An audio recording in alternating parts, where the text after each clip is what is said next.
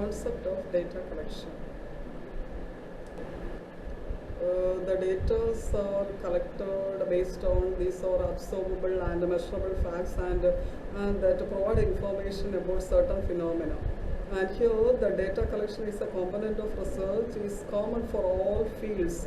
If you are doing a physical, research in physical or social science or any humanities or business, and here the methods will be varied by discipline. They emphasize on ensuring accurate and honest collection remains the same.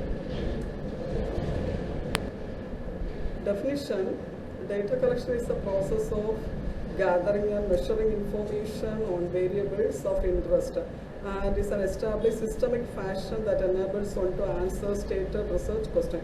So here we are collecting the information or certain information which we need for our research in a systematic manner in order to answer our research question or to test a hypothesis or to evaluate outcomes.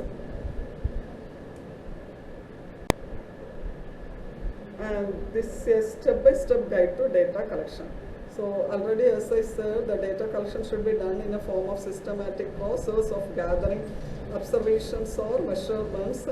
So before begin collecting data, researcher has to consider the aim of the research, the type of data what we collect, and the methods and procedures we use to collect, store and process the data.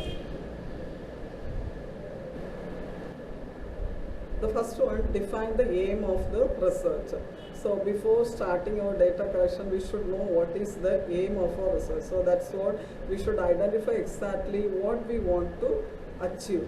So example, if when physical growth of infant in the phenomena under study, the data required to measure physical growth would be the body weight, height, chest and head circumference, and in other words we can say the data and information indicators or development which are the reflection of indirect or partial measures of a real situation.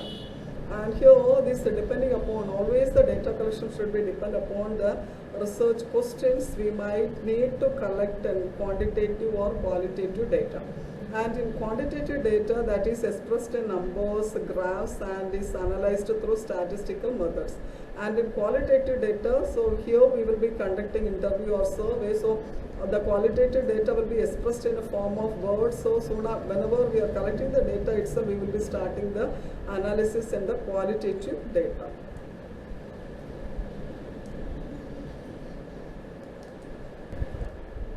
And in case if you want to aim or test a hypothesis, measure something precisely, or gain large scale statistical insights, collect quantitative data. And in case if you aim to explore ideas, understand experiences, or gain detailed insights into a specific context, collect qualitative data. And in case sometimes we will be having several aims.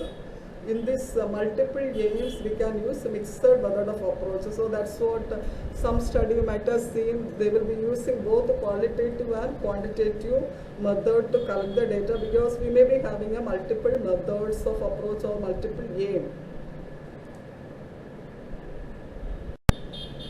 Step 2, that is choose your data collection method. So that's what, based on the data we want to collect, decide which method is better to use to collect our data. So that is experimental research, that is a primary a quantitative method, or so if you are doing a quantitative approach, if you are adapting a quantitative approach, we may be doing some experiment if you are having an intervention. And in case if you are adapting a qualitative approach, you may be go for an survey, interview or focus group and observation. So that will be depend upon the approach you have chosen.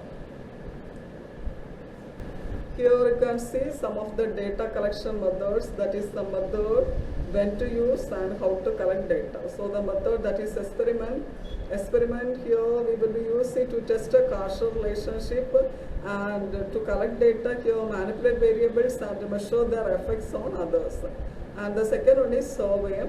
Survey we will use to understand the general characteristics or opinions of a group of people. And here it will be distributed to a list of questions to a sample. Even we can do directly or online, that is in person or over the telephone we can collect the data. And the third one is interview or focus group. So the interview, that is in case if you want to obtain an information that is in-depth information. Example, if you are doing a study on the stress level after the occurrence of natural disaster in the particular area. So if you want to collect the information, the people, those are actually an eyewitness of the particular area. So better if you want to get the in-depth data, better we will have a choice, that is interview. So here the data collection will be done as a verbal, that is verbatim we may be using, that is there will not be any restriction. So here the main importance will be given to the sample. So they will be expressing their feelings or whatever the incident has been occurred, everything they will be explained, and they will be tell the information and the observation or the interview we are conducting, and the points which we are gathering from the subject of the sample, which we will be writing in a narration form. And the next one is the observation. So observation here to understand something in its natural setting. Here to measure or survey a sample without trying to affect them. And in ethnography here to study the culture of a community or organization first hand. So here join and participate in, so ethnography mainly we will be studying the culture of the particular community. So the focus is on community, so we should participate the community. So directly we can have the observation or the reflections we are observing when we are doing the data collection in the community. And the next is the archival research. So the archival research is done to understand current or historical events, conditions or practices. So here we can assess manuscript, documents or records from libraries or depositories, that is the secondary data. So whatever the things already written, the books, journals or library documents, we will be assessing the data, that is the archival research. And again the secondary data collection, that is the analyzed data from population that you can't assess first. So sometimes everywhere as a researcher we may not be in a situation to assess the primary data. So such occasion we can go for a secondary data, that is the finding existing data sets that have already collected from sources such as government agencies or research organizations. Coming to the sources of data. The sources of data, it's two types, that is statistical and non-statistical. And the statistical sources refers the gathered information, some official purposes, incorporated census and officially administered surveys. And same time, non-statistical sources refers to the collection of data for other administrative purposes. And the different sources of data, so that is the different sources of data will be collected from different research studies, generally depends on various sources, and however the quality research study requires the highly reliable and valid data collected, and so the in qualitative mainly we will see the diligence and application of the researcher can be of high importance. And the sources of data collection in different research studies largely depend on several factors such as the type of research study, phenomena under study and the purpose of the study, and however basically sources of data are generally categorized into two broad categories, and here there are two sources of data, that is internal sources, that is the data is collected from some reports or records of organization itself, that it's inside the organization, whatever the records of the report they are having maintained already, that is inside the organization, that is called the internal sources. So example, if you are taking company publishes its annual report on profit and loss, the total sales, the loans given, the wages, etc., that all the things coming under the internal sources of data. And the next coming to the external sources, so the just opposite to the internal source, so the data collected from outside of the organization, that is the external sources. So example, if you are taking, if a tour and travel company obtains the information on Karnataka tourism from Karnataka Transport Corporation, that is the external source of data. The next coming to the types of data. So the types of data is categorized into two broad categories, that is primary and secondary source.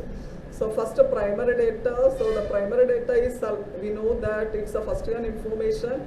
Here we are directly collecting from the research unit, which may be individual objects, programs, or any institution, and the primary sources that is providing the first hand information collected by the researchers directly from the respondents of the situations.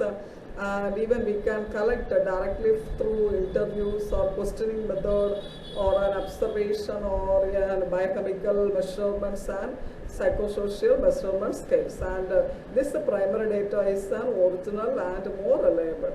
So if you are taking an example, the population census conducted by the government of India after every 10 years is primary data.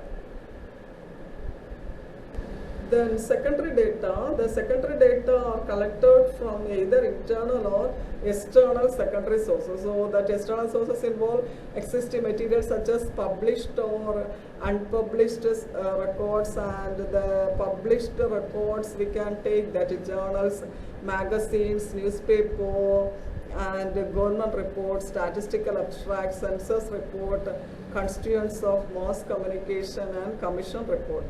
And unpublished records may include official records, patient records, the thesis, the dissertation and reports. And in addition, that internal secondary sources also we can call as a private document. So that is the biographies, personal diaries, letters, memories, etc. So here the secondary data, if you are taking an example, the address of a person taken from the telephone directory or the phone number of a company taken from just a dialer, that is the secondary data. Thank you.